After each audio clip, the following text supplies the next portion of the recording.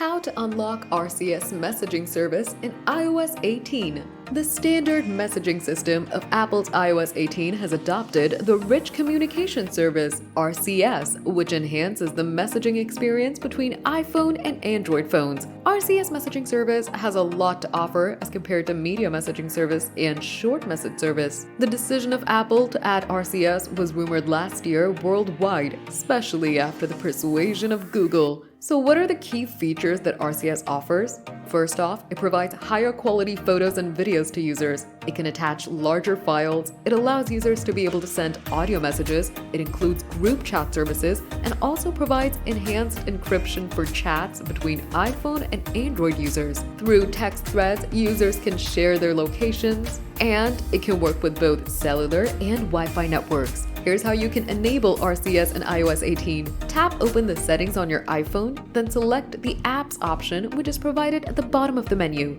Then select Messages. Tap the option under Text Messaging and choose RCS Messaging. Press the toggle switch, as when it turns green, then the option is enabled. And if it was green from the get-go, then it's already on.